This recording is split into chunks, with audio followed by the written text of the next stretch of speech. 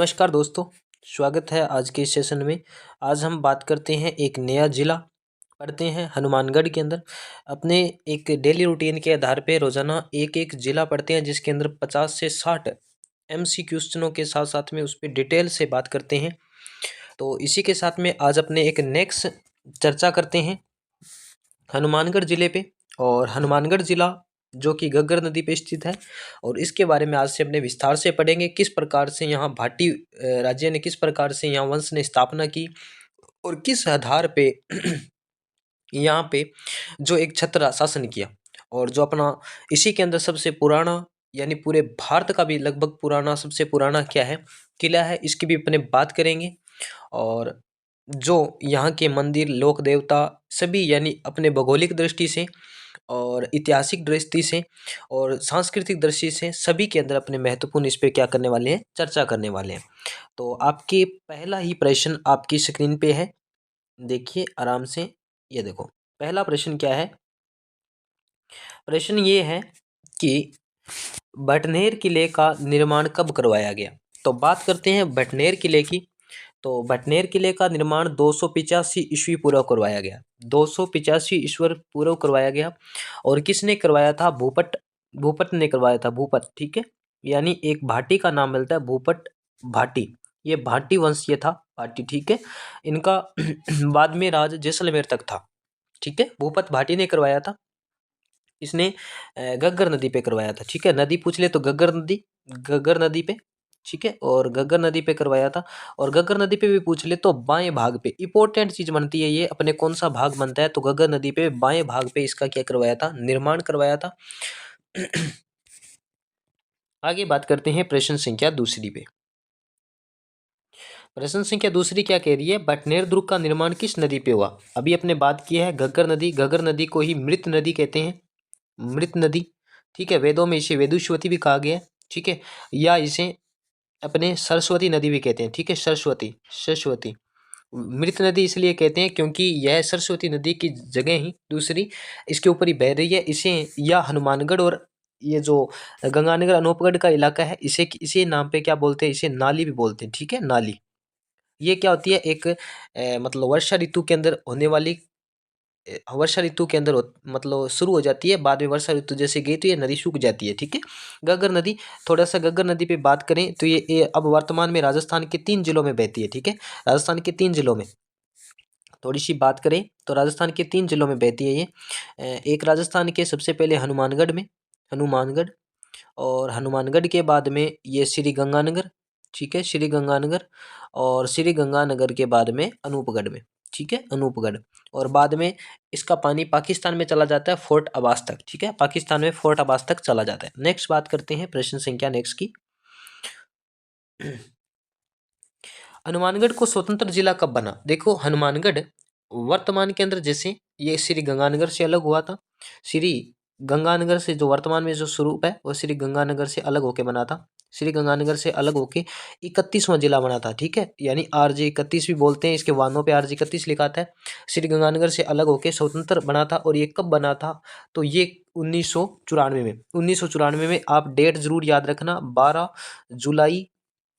जुलाई 1994 को क्या बना था? ये अलग जिला बना था। 12 जुलाई 1994 श्री गंगानगर से अलग होके 31वां जिला बनाया गया था, ठीक है। और इसका नाम पहले भटनेर था, लेकिन बाद में इसे हनुमान जी मंगलवार के दिन इसे जीता गया था, तो हनुमान जी के नाम पर इसे मंगलवार के दिन जीतने के कारण इसका नाम हनुमानगढ़ रखा, ठीक है। नेक्स्ट प्रश्न बात करते हैं फलों की टोकरी के उपनाम से प्रसिद्ध है। फलों की टोकरी के नाम से उपनाम से प्रसिद्ध है कौन सा? हनुमानगढ़। गंगानगर की बात करें तो इसे अन्न का कटोरा कहते हैं। क्या कहते हैं इसे? अन्न का कटोरा कहते हैं, अन्न का कटोरा। या इसे भी क्या कहते हैं? किन्नुओं या मौसमियों का भी क्या कहते हैं? मौसमियों का, ठीक है। या फलों का या बागों का, ठीक है। बागों का भी कटोरा कहते हैं इसे, ठीक है, बाग ज्यादा होने के कारण। चूरू और शिकर तो हनुमानगढ़ को क्या कहते हैं? फलों की टोकरी कहते हैं, फलों की टोकरी, ठीक है। और एक अंडों की टोकरी अजमेर को कहते हैं। नेक्स्ट बात करते हैं अपने जितने भी रिलेटेड पर्सन है उन पे अपने सारी फोकस करते हुए चलेंगे। बात करें प्राचीन काल में हनुमानगढ़ किस क्षेत्र का हिस्सा था।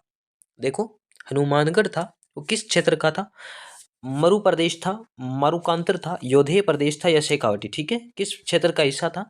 तो ये था योधेय प्रदेश का। कौन से प्रदेश का? योधेय प्रदेश।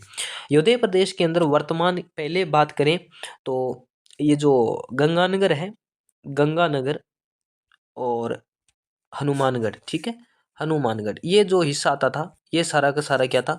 हनुमानगढ़ वाला जो हिस्सा था ये किसका था? ये मतलब योधेय प्रदेश का हिस्सा था। योधेय का मतलब जिसको युद्ध ज्यादा प्रिय हो, ठीक है, तो ये क्या था? योधेय प्रदेश था। नेक्स्ट बात करते हैं प्रश्न संख्या हनुमानगढ़ में कौन सी सभ्यता थी? इंपॉर्टेंट फैक्ट है, कई बार एग्जाम में पूछा गया है, सभ्यता से रिलेटेड प्रश्न अक्सर आते रहते हैं। तो कौन सी सभ्यता है? हनुमानगढ़ में रंग महल, कालीबंगा, पीलीबंगा, उपयुक्त सभी। तो इसके अंदर उपयुक्त सभी हो जाएगी क्योंकि ये तीनों की तीनों सभ्यता स्थित है, ठीक है, कालीबंगा, पीलीबंगा और रंग महल, तीनों की तीनों क्या है? सभ्यता स्थित है। जो ये कालीबंगा सभ्यता है, इसे यहाँ काले रंग की चूड़ियां मिली थी, पीली बंगा में यहाँ पीले रंग की, और रंग महल इसे ये जोगियों के लिए भी प्रसिद्ध है, रंग महल, ठीक है, जोगियों के लिए भी, यहाँ की जोगी प्रसिद्ध है तो जोगियों के लिए भी प्रसिद्ध है। और साथ में कालीबंगा और पीलीबंगा सभ्यता ये सिंधु सभ्यता की, ठीक है, सिंधु सभ्यता। कालीबंगा को तो सिंधु सभ्यता की क्या कहते हैं? तीसरी राजधानी, डॉक्टर दोसर शर्मा ने बताया था, ठीक है। नेक्स्ट एक प्रश्न है, उस पर आराम से चर्चा करेंगे। आगे बात करते हैं नेक्स्ट प्रश्न पे। कालीबंगा शब्द का शाब्दिक अर्थ है, शाब्दिक मतलब जो कालीबंगा है ना, कालीबंगा, इसका मतलब हो जाएगा काली चूड़ी, यानी देखो काली का मतलब हो गया काली यानी ब्लैक, और चूड़ी, बंगा, बंगा का मतलब होता है चूड़ी, पंजाबी भाषा का शब्द है। देखो जो हनुमानगढ़ है उसकी सीमा पंजाब से मिलती जुलती है, और पंजाब में हमेशा पंजाबी बोली जाती है, पंजाब में पंजाबी बोली जाती है, और पंजाब में पंजाब से मिलती जुलती होने के कारण यहाँ जो चूड़ी होती है उसको पंजाबी में बंगा बोलते हैं। इसीलिए इसी क्षेत्र के अंदर जो कालीबंगा अर्थात काली और चूड़ी मिलने के कारण कालीबंगा इसका नाम पड़ गया, ठीक है। और कालीबंगा का मतलब होता है काले रंग की चूड़ियाँ, ठीक है, पीली बंगा में पीले रंग की चूड़ियों जो मिली थी, ठीक है। आगे बात करते हैं नेक्स्ट प्रश्न की। इंपॉर्टेंट प्रश्न है, कालीबंगा की खोज किस वर्ष की गई थी? देखो कालीबंगा की जो खोज की गई थी तो वो की गई थी 1952 में, 1952 में की थी। और किसने की थी? अमलानंद घोष ने की थी, ठीक है, अमलानंद घोष ने, अमलानंद घोष या अमलानंद जी घोष ने की थी, अमलानंद जी घोष ने की थी। इंपॉर्टेंट फैक्ट है अपना, याद रखना, अमलानंद घोष ने की थी। देखो 1961 के अंदर इनका 1961 से 64 के अंदर मध्य क्या किया था? इसका उत्खनन किया गया था। 1961 में क्या किया था? उत्खनन, इसको खोदा गया था। 52 में इसको मतलब खोज हो गई थी, थोड़ा सा उत्खनन करके छोड़ दिया गया था, लेकिन 1961 में एक व्यापक खनन किया गया था।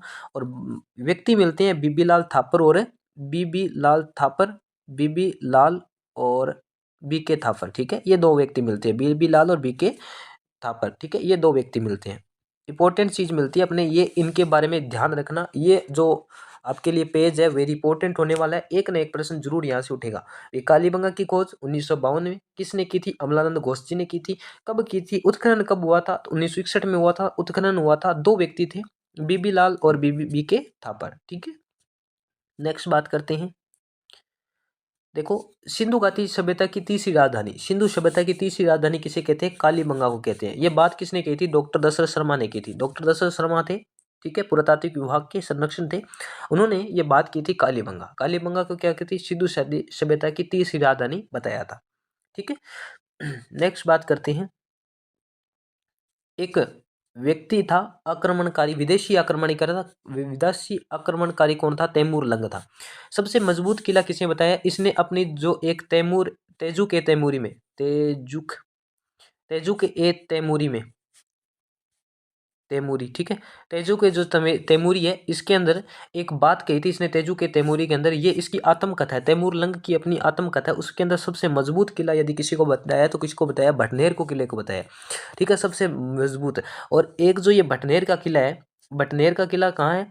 ये उत्तर और अपने राजस्थान के उत्तरी इलाके के अंदर होने के कारण इसने उत्तर से जितने भी आक्रमण है सभी को रोका था, ठीक है। सबसे ज्यादा इसके ऊपर आक्रमण हुए थे, विदेशी आक्रमण सबसे ज्यादा इसी पे हुआ है, ठीक है ना, सबसे ज्यादा विदेशी आक्रमणों को भी भटनेर ने सहा है, ठीक है, इसलिए इसको क्या है? तैमूर लंग ने इसको कहा है, ठीक है। और एक मिट्टी से बना है, इंपॉर्टेंट चीज तो सबसे ज्यादा ये होती है मिट्टी से बना, ठीक है, मिट्टी से बने राजस्थान में दो है, एक तो ये है भटनेर, दूसरा अपने भरतपुर का है, और एक लास्ट में एक और बना था, उसका ज्यादा जिक्र नहीं होता है, वो मोहनगढ़ के आसपास है, जैसलमेर इलाके में, ठीक है। नेक्स्ट बात करते हैं। एक इंपॉर्टेंट प्रश्न बनता है, ये इंपॉर्टेंट सबसे बनता है, ऐसा कौन सा किला जिसने हिंदू और मुस्लिम महिलाओं ने जोहर किया था। इंपॉर्टेंट प्रश्न है, एकमात्र ऐसा किला जिसमें हिंदू और मुस्लिम दोनों महिलाओं ने क्या किया था, जोहर किया था। बाकी जितने भी होते हैं जोहर, उसमें सिर्फ महिलाओं ने, हिंदू महिलाओं ने किया था। ये एकमात्र ऐसा किला जिसमें हिंदू और मुस्लिम दोनों एकता का प्रतीक है, ठीक है, दोनों की दोनों एकता का प्रतीक है। तो कौन सा है, भटनेर का किला। भटनेर का एकमात्र ऐसा किला है जिसके अंदर हिंदू और मुस्लिम दोनों महिलाओं ने क्या किया था, जोहर किया था, ठीक है, दोनों की दोनों महिलाओं ने क्या किया था, यहाँ जोहर किया था। आगे बात करते हैं प्रश्न संख्या नेक्स्ट पे, और इस प्रश्न पे अपने बात करते हैं, हनुमानगढ़ किस किस से अंतर्राज्यीय सीमा बनाता है। अंतर्राज्य की बात करें, अंतर्राज्य का मतलब हो गया कि जो इसके सीमावर्ती राज्य कौन से लगते हैं, तो पंजाब लगता है और हरियाणा, दोनों के दोनों राज्य इसके सीमावर्ती है, तो उपयुक्त दोनों हो जाएंगे। उत्तर प्रदेश नहीं लगता है, तो पंजाब और हरियाणा दोनों के दोनों क्या लगते हैं, इसकी सीमा बनाते हैं, ठीक है। हनुमानगढ़ के साथ है पंजाब और हरियाणा, पंजाब थोड़ी कम बनाता है और हरियाणा थोड़ी ज्यादा बनाता है। नेक्स्ट बात करते हैं प्रश्न की, नेक्स्ट प्रश्न की बात करते हैं, हनुमानगढ़ में कौन सी झील है। आना सागर, उदय सागर झील, तलवाड़ा झील या सूरसागर झील। तो जो हनुमानगढ़ है उसके अंदर तलवाड़ा झील स्थित है। कौन सी झील स्थित है, तलवाड़ा झील स्थित है, ठीक है, तलवाड़ा झील हनुमानगढ़ में स्थित है। इंपॉर्टेंट फैक्ट बन जाता है अपने लिए, आना सागर झील, उदय सागर झील और सूरसागर झील ये नहीं है, ठीक है, सिर्फ एक क्या है, तलवाड़ा झील है।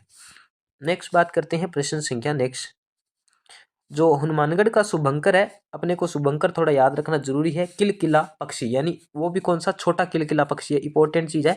छोटा किलकिला पक्षी नाम का एक पक्षी होता है, वो हनुमानगढ़ का क्या है, शुभंकर है, ठीक है। नेक्स्ट बात करते हैं, एक मंदिर है, बात करते हैं ब्राह्मणी माता का जो मंदिर है, अपने थोड़ी सी चर्चा करते हैं ब्राह्मणी माता का जो मंदिर है, ठीक है। ब्राह्मणी माता का मंदिर है वो कहाँ पे है, हनुमानगढ़ में आता है। ब्राह्मणी माता, ब्राह्मणी माता की पूजा कब होती है, नवरात्रा में होती है, ठीक है, नवरात्रा, नवरात्रा के अंदर होती है, ठीक है। और ये नवरात्रा कौन सी है, जो भी दोनों अश्विन और चैत्र दोनों के नवरात्रा आते हैं, उस दोनों में इसकी क्या होती है, पूजा होती है, किसकी, ब्राह्मणी माता की। ब्राह्मणी माता का मंदिर पल्लू के अंदर है, ठीक है, पल्लू, पल्लू, ठीक है, पल्लू हनुमानगढ़ में ब्राह्मणी माता का, ठीक है, पल्लू गांव का नाम है और जहाँ ब्राह्मणी माता की क्या होती है, पूजा होती है। नेक्स्ट बात करते हैं प्रश्न संख्या नेक्स्ट पे, गोगा जी महाराज का मंदिर स्थित है। गोगा जी जो महाराज है, इस यहाँ की इसकी गोगा मेड़ी स्थित है, गोगा मेड़ी, गोगा मेड़ी, ठीक है। और यहाँ धड़ मेड़ी है, धुड़ मेड़ी बोलते हैं, तो हनुमानगढ़ में है गोगा मेड़ी, हनुमानगढ़ के अंदर आती है, ठीक है। और हनुमानगढ़ में नोहर के पास है, ठीक है, नोहर, ठीक है, नोहर के पास में। तो यहाँ भी अपने ये भाद्रपद के अंदर इसकी पूजा होती है, ठीक है। जो गोगा जी महाराज होती है इसकी पूजा कब होती है, भाद्रव में, भाद्रपद के अंदर कृष्ण नवमियों को इसकी मेला भरता है और पूरा भाद्रपद इसका मेला भरता है, ठीक है। और यहाँ 11 महीने मुस्लिम और 1 महीना जो हिंदू मतलब पुजारी होता है वो पूजा करता है गोगा जी महाराज की। तो ये थोड़ा सा विशेष पॉइंट थे, अपने को थोड़ा ध्यान रखना है। आगे बात करते हैं नेक्स्ट प्रश्न की, देखो एक माता ब्राह्मणी के मंदिर के अलावा यहाँ माता भद्रकाली का मंदिर है, ठीक है, माता भद्रकाली का मंदिर है, ये भी हनुमानगढ़ के अंदर इंपॉर्टेंट चीज है। ये मंदिर माता भद्रकाली का मंदिर है और ये घग्गर नदी के किनारे पर है। जो घग्गर नदी है उसके किनारे पर है, कई कई बार तो यहाँ पानी इतना ज्यादा बढ़ जाता है कि ये मंदिर डूबने की कगार पे आ जाता है, ठीक है। माता भद्रकाली का मंदिर है और ये कहाँ पे है, हनुमानगढ़ में है, ठीक है। ये अपने लिए थोड़ा सा इंपॉर्टेंट हो जाता है, क्योंकि जो माता भद्रकाली का मंदिर घग्गर नदी के बिल्कुल एकदम तट पे है, और इसको जो बीकानेर के एक शासक था इसने इसको पूर्ण करवाया था, ठीक है, इसको बनवाया गया था, ठीक है। आगे बात करते हैं, तो ये लगभग अपने इतने प्रश्न थे, इंपॉर्टेंट प्रश्नों पे अपने ने बात की। थोड़ा सा मैं एक आपको बता देता हूँ कि गोगा जी, यहाँ एक गुरु गोरखनाथ जी का भी मंदिर है, गोरखनाथ जी का भी मंदिर है, इंपॉर्टेंट है थोड़ी सी, अपने जो संस्कृति है उसको थोड़ा ध्यान में रखना है कि गोरखनाथ जी का भी मंदिर यहाँ है। और यहाँ एक गोरख तालाब भी है, एक गोरख तालाब भी है, ठीक है, गोरख गोरख तालाब है या कुंड भी बोलते हैं इसे, गोरख कुंड या गोरख तालाब है। और यहाँ गोगा जी महाराज की समाधि भी है, ठीक है। ये सारे के सारे अपने आए हुए प्रश्न है, ठीक है। यहाँ गोगा जी की समाधि है, ठीक है, समाधि स्थल है। और जो आपको मैंने बताया कि भाद्रपद में इसकी पूजा होती है, यहाँ समाधि स्थल भी है। और गोगा जी और गोरखनाथ जी का एकमात्र मंदिर भी यही है, ठीक है, गोगा मेड़ी के पास में गुरु गोरखनाथ जी का एकमात्र मंदिर है। तो ये इसके जो अपने पेपर से पॉइंट से महत्वपूर्ण जो भी प्रश्न बन रहे थे उतने अपने सभी की अपने चर्चा की।